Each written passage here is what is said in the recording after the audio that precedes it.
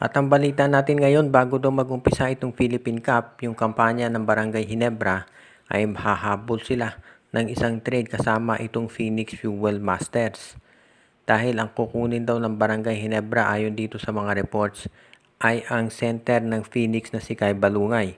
Kung napanood ninyo yung opening game nitong Phoenix Fuel Masters kung saan natalo sila dito sa Terra Firma Jeep, ang ganda na pinakita ni Balungay, nagkaroon siya ng breakout game at yan ang dahilan kung bakit gusto na siyang makuha ng Barangay Ginebra at ang magiging kapalit naman ito ay si Isa Akgo. Ang plano daw ng Barangay Ginebra ayon sa mga insiders ay straight up yung trade kay Balungay for Isa Akgo at talagang yan daw talaga ang kanilang gagawin ngayon para mapalakas yung kanilang front court. Willing naman daw na makipag-usap ang Barangay Ginebra at kung kinakailangan ay dadagdagan pa nila ng second round pick yung kanilang ibibigay dito para masiguro na mapapayag na itong Phoenix Fuel Masters.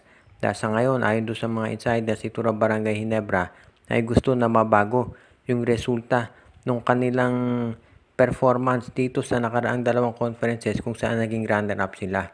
At sa tingin daw ng management, makatutulong ito si Kai Balungay kung sakasakali. Ngayon ito si Isaac Go ay paparecover na raw kaya sa tingin ng Ginebra ay pwede na itong i-trade dito sa Phoenix Fuel Masters na ngayon ay magkakaroon daw ng revamp dahil nga ang sama ng kanilang performance.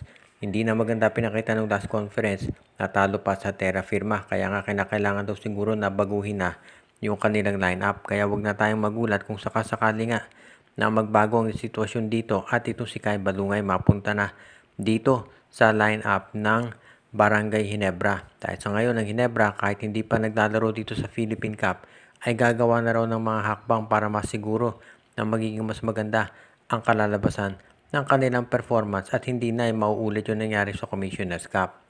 Sa ngayon naman, ang isa pa nating balita, of course itong San Miguel nanalo kagabi kontra dito sa NLEX Road Warriors pero hindi pa raw dyan natatapos yung mga pagbabago na mangyayari dito sa lineup ng SMB. Base doon sa mga reports ng mga insiders sa kampo ng Beermen ay naghahanap daw ng isa pang athletic na big man na maidadagdag itong SMB. Dahil nakita natin dito sa laban kontra sa NLEX Road Warriors, kahit na nanalo San Miguel dyan, marami nakapansin na na-out-rebound na naman itong San Miguel.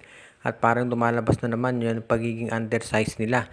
Kung napanood niyo yung last 2 minutes, nakita natin si Don Troliano ginamit ulit na power forward ng San Miguel at ang nangyari nga, na-out-rebound na naman sila dahil mas malalaki yung player ng NLEX. So ano pa kaya kung mas matatangkad na teams yung kalaban ng San Miguel dito.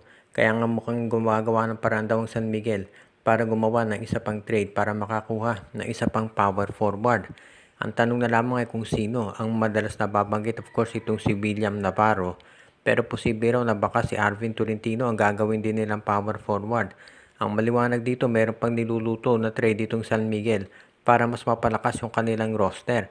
At yan daw ngayon ang pinag-aaralang mabuti nitong management. Kung gusto nilang matuloy yung trade, kailangan daw masiguro syempre na magiging pulido ito para kapag nagsimula na talaga yung mga diktikan laban ay meron ng iba pang big man na magagamit itong San Miguel at yan daw ang pinag-iisipang mabuti ngayon ng SMB kung paano nila gagawin. Kaya abangan na lang natin kung ano raw ang magiging resulta nitong mga trades na gagawin ng SMB. Pero maliwanag dito ay magkakaroon pa ng iba pang movement itong San Miguel at hindi pa tapos itong kanilang nagiging paghahanda dito sa Philippine Cup kahit nagsimula na yung kanilang kampanya. Samantala naman, ang isa pa nating maibabalita ngayon, ito naman si Robert Bolick, of course sa NLEX Road Warriors, itinanggi na hindi raw sila magkasundo itong si Coach Jong Wichiko. Pero kita naman doon sa laro yung frustration talaga ni Bolick dahil natalo na naman itong NLEX Road Warriors. Maraming naniniwala na kinakailangan gumawa na talaga ng paraan nitong si Coach Jong Wichiko para mabago o ma-reshuffle yung roster ng NLEX para naman makontento si Bolick. Siyempre, sa totoo lang, hindi naman si Bolick lang ang frustrated dyan, kung hindi maski ng ibang index players dahil palagi silang natatalo. Kaya nga abangan natin, baka magkaroon din ng trades dito.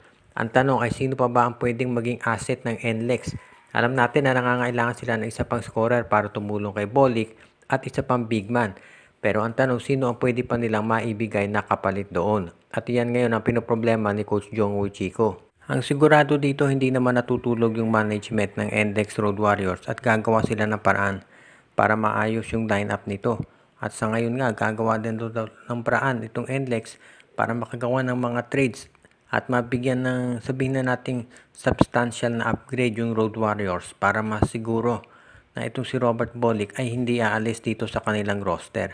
At yan ngayon ang inaabangan ng karamihan kung matutuloy nga dahil syempre kung ikaw si Jong Wichiko, alam mo naman na kung sakasakali na maaga na namang malaglag itong NLEX, baka siya mismo ay matanggal na sa pwesto. Alam naman natin, hindi secure ang pagiging coach sa PBA. Actually, sa NBA, nakikita nyo rin yan. Kaya nga dito sa PBA, huwag na tayong magulat kung mapalitan ka agad itong si Jong Wichiko ng iba. Dahil syempre, ang gusto ng MVP Group, ngayon nagiging halos makaka-Grand Slam na TNT at ang Meralco, very good na rin yung kanilang koponan. Gusto niya syempre yung NLEX Road Warriors ay ganyan din. Kaya magiging maganda ang resulta nito sa mga susunod na araw. Samantala naman dito sa Converge Fiber Xers, wala pa ring balita kung kailan makababalik itong si Jordan Heading. Dahil yung injury ni Jordan Heading ay back spasms. At itong back spasms, unfortunately wala yang masasabi nating panahon kung kailan talaga mag-heal. Dahil yan ay pabalik-balik.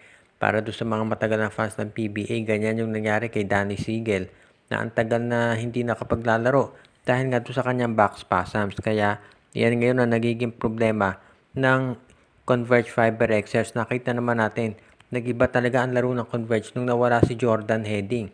Kaya nga kinakailangan siguraduhin ngayon ng Converge na as soon as possible makarecover ito o kaya naman makakuha sila ng isa pang guard na magagamit.